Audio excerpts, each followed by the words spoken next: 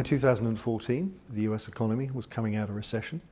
Banks were able and willing to lend money again, and with US interest rates at an all-time low, institutional investors needed and were looking for new homes for their money.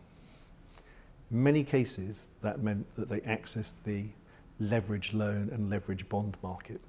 In contrast, for a good part of 2014, European banks were still less able and less willing to lend.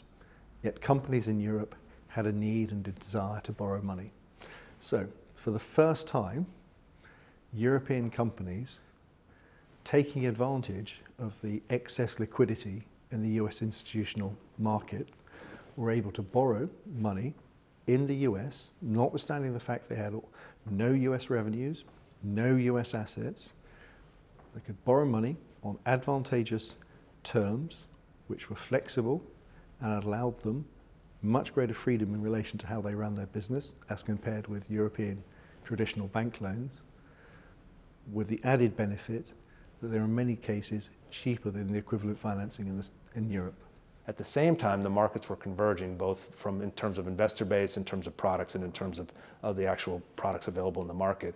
For example, European companies were in the US seeking dollar-denominated loans because of the euro crisis, while at the same time, US sponsors were looking in Europe for more yield for their investments. You could perhaps describe the second half of 2014 as the European financing industry fights back.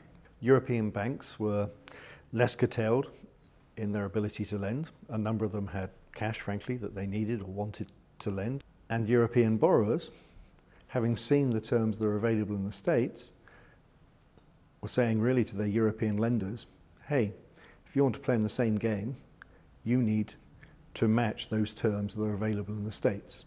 So there's been a convergence in the terms that are available in the States and now available in Europe.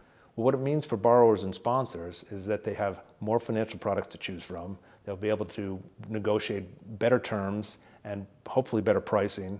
They'll be allowed to structure transactions in a manner where, whether it's through security or other means, they're able to take advantage of their capital structures in ways you may not have been able to in Europe before. They have greater choice today of the type of institutions they can borrow from, the type of money they can borrow, and the prices that they will pay.